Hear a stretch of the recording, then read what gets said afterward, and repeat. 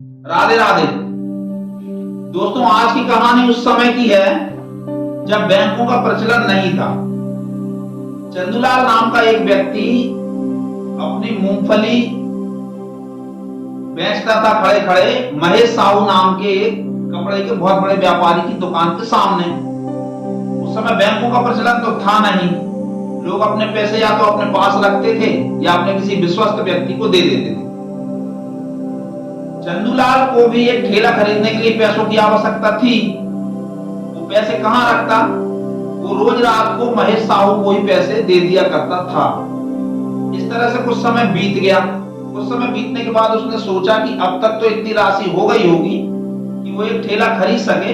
उसे महेश साहू से हिसाब करवाना चाहिए। ऐसा सोचकर वो एक दिन शाम को महेश साहू की दुकान पर पहुंचा और उसने कहा कि साहू जी, कृपा करके आप बता दें कि अब मैंने कितने पैसे इकट्ठे कर लिए हैं। इस पर साहू जी बहुत गुस्सा हो गए। उन्होंने कहा, कैसे पैसे? किस बात के पैसे?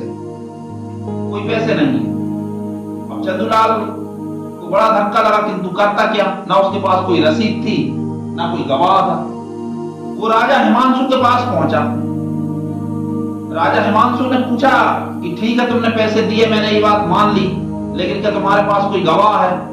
चंदूलाल ने कहा, नहीं, गवाह तो नहीं है। तो बोले, अच्छा तो ठीक है, तुम्हारे पास में कोई रसीद है, कोई सबूत है कि तुमने पैसे दिए हैं?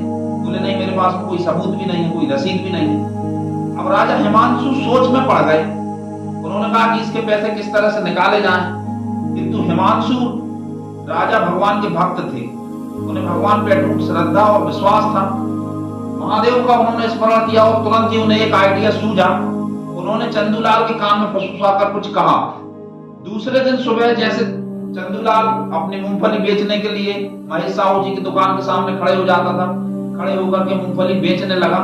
कुछ देर बाद मुनादी हुई कि राजा हिमांशु की सवारी निकलने वाली और राजा साहब शाम के समय अपने पूरे ऐश्वर्य के साथ सेनापति, मंत्री, अपनी रानियों और प्रजा के वरिष्ठ नागरिकों के साथ में निकले। जब वो निकले तो उन्होंने चंदूलाल से जय राम जी की करी, अभिवादन किया। चंदूलाल ने उनका अभिवादन किया और उसके प्रत्युत्तर में उन्होंने भी अभिवादन में हाथ हिलाया और चंदूलाल को अपने पास बुलाया और दोनों कुछ देर तक खड़े खड़े इस तरह से बातें करते रहे जैसे दोनों एक दूसरे को बहुत अच्छी तरह से जानते हों। ये देख करके महेश साहू तो बहुत भयभीत हो गया। उसने सोचा कि राजा हिमांशु और चंदूलाल की बड़ी गहरी मित्रता है और यदि चंदूलाल ने मेरी शिकायत कर दी तो मेरी तो गर्दन उड़ी समझो, उड़ी समझो, उड़ी समझो। जैसे ही रात हुई और उसने तुरंत हिमांशु को बुलाया, उसने तुरंत चंदूलाल को बुलाया और कहा कि राजा हिमांशु से तो तुम्हारे बहुत अच्छे संबंध है, मुझे बहुत खुशी हुई।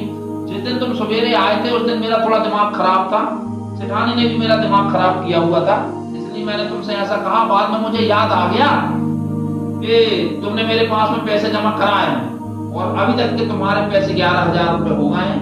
इनमें मैंने 1100 रुपए का ब्याज भी जोड़ दिया है, तो ये 12,100 रुपए तुम लो और जाओ, ईश्वर तुम्हारा भला करे। चंदूलाल ने उन्हें धन्यवाद दिया और मन ही मन सोचा कि राजा हिमांशु की ट्रिक काम कर गई।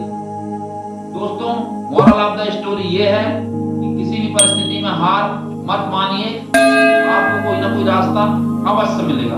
चैनल सब्सक्राइब करना बिल्कुल भी ना भूलें। बहुत बहुत बहुत धन्यवाद। राधे राधे।